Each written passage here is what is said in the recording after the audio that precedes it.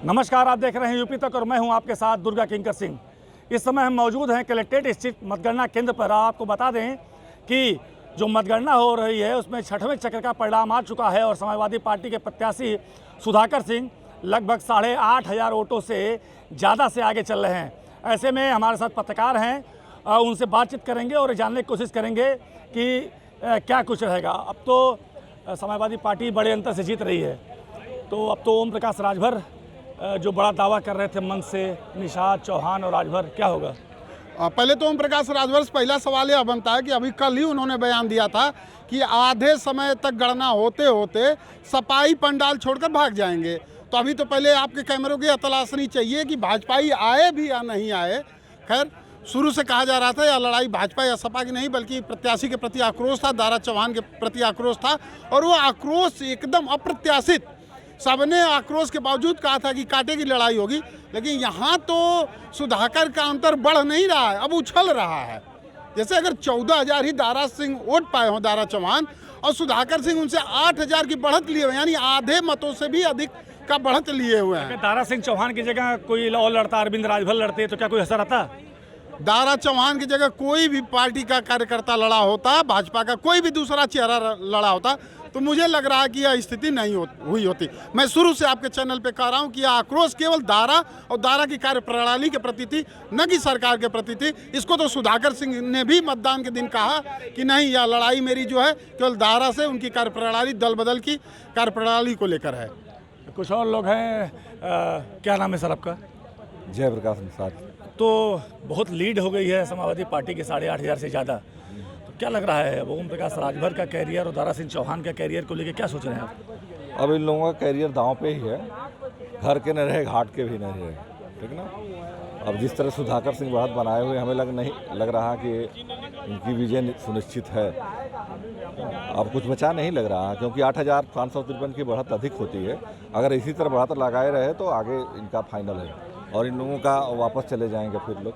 ओम प्रकाश राजभर की विशेष रूप से साख लगी थी इस चुनाव में। दारा सिंह चौहान नहीं लड़े थे, ओम प्रकाश राजभर लड़े थे, संजय निषाद हिम्मत से ललकार रहे थे। तो अब क्या लग रहा है आपको? अब इन लोगों का जो कहना था उसके अनुरूप मतदाताओं ने अपना रुख बदला है। बाहरी बनाम घर का यहाँ संदेश गया है। दारा सिंह चौहान से मतदाता नाराज थे और उसको दिखाए हैं। मोदी योगी से जनता नाराज नहीं थी, ठीक ना। क्या नाम है आपका भैया? संजय राय, ब्यूरो चीफ, तरुण मित्र।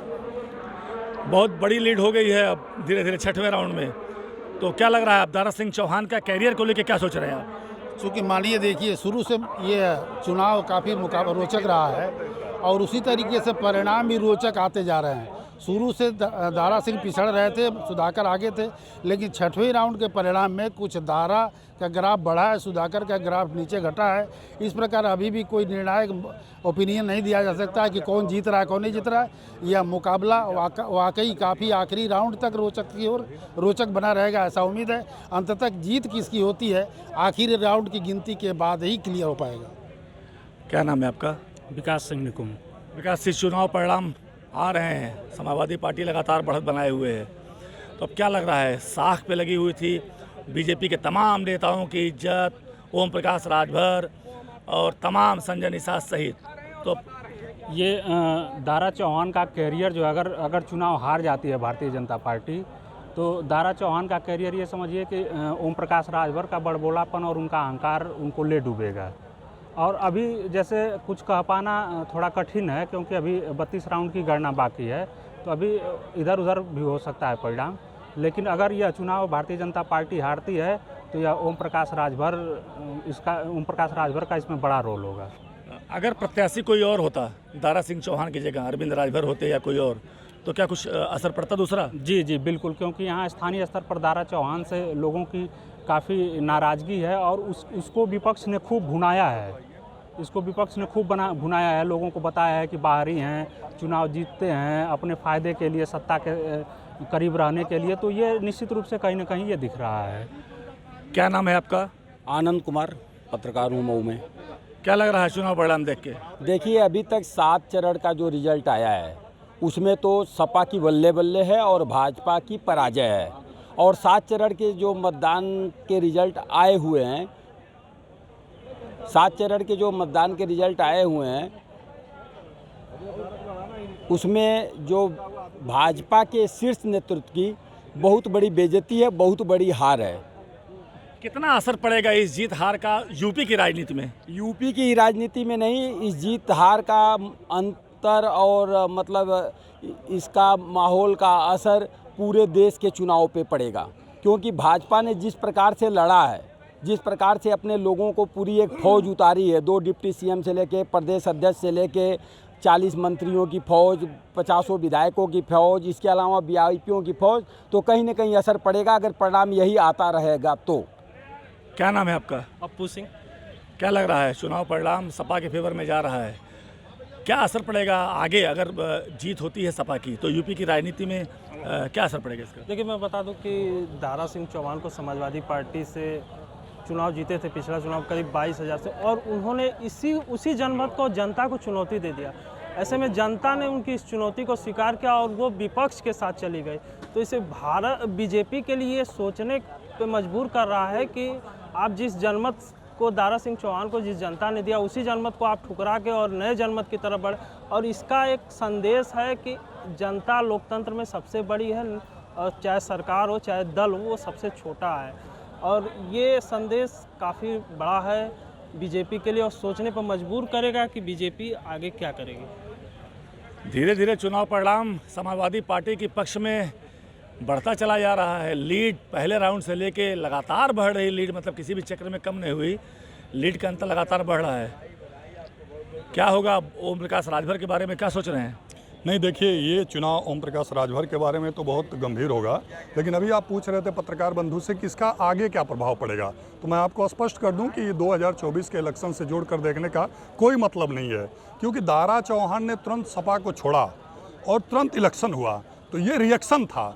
और 2024 में भाजपा के मोदी चुनाव लड़ेंगे, तो वहाँ इस तरह का कोई रिएक्शन तो है नहीं कि मोदी किसी को छोड़ करके किसी और जगह चले गए। तो ये सीधा जो सपा छोड़कर भाजपा में आने का रिएक्शन था। दूसरी चीज़, जहाँ तक काउंटिंग का सवाल है, तो अगर ये काउंटिंग बोझी की तरफ से हो रहा होगा तो बोझी की तरफ भी दारा का गढ़ है, जो कछार क्षेत्र बोला जाता है।